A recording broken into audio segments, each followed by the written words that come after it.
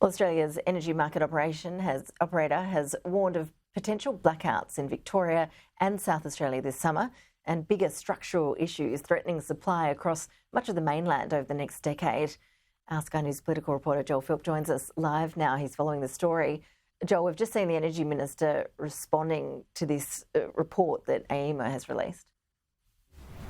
Yeah, that's right, Ash. And he's effectively said that it is not proof that the lights are about to go out, saying that there is 3.4 gigawatts of more energy available this summer compared to last summer. But there's also another key difference this summer, which is that anticipated El Nino weather pattern, which has obviously hugely impacted the Northern Hemisphere over their summer and looks set to loom down upon Australia this summer, causing hotter and drier conditions, pushing up energy consumption that could create a crisis point. But what I want to show you beyond this imminent threat is the structural issues facing Australia over the coming decade. We can pull up a graph now to take a look at it. This is the so-called central scenario that AEMO is forecasting.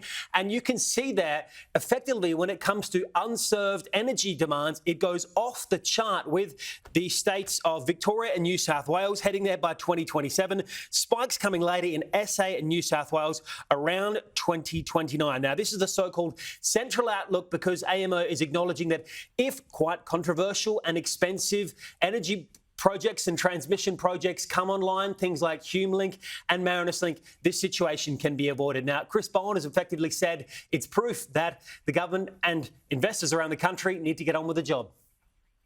The system's very tight.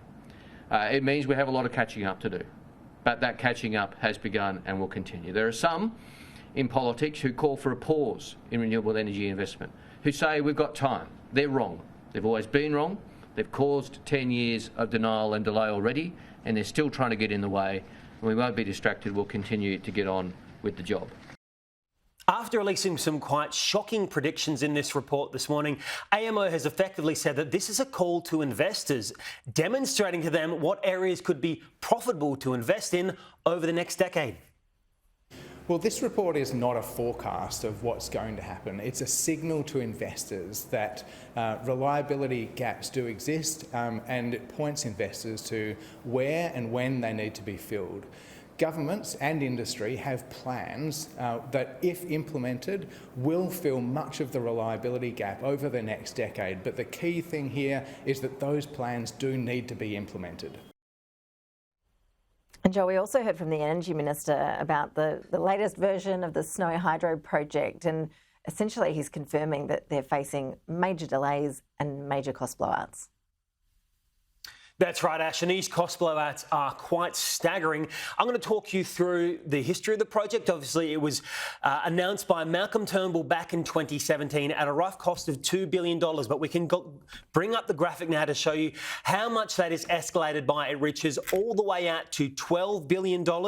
It was due to be completed already in 2021, but that completing date to get to full power has now been revised until late 2028. Now, the Minister said today he's in the process of a reset when it comes to the contracts surrounding this build-out with contractors that will effectively incentivise them for reaching targets, but also punish them if more delays are seen.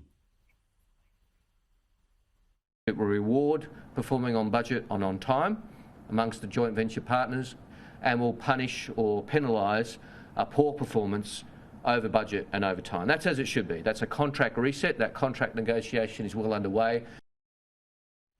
And we've also had some commentary this morning about whether this project, which is effectively constructing a giant geographical battery, is worth it no matter what the cost.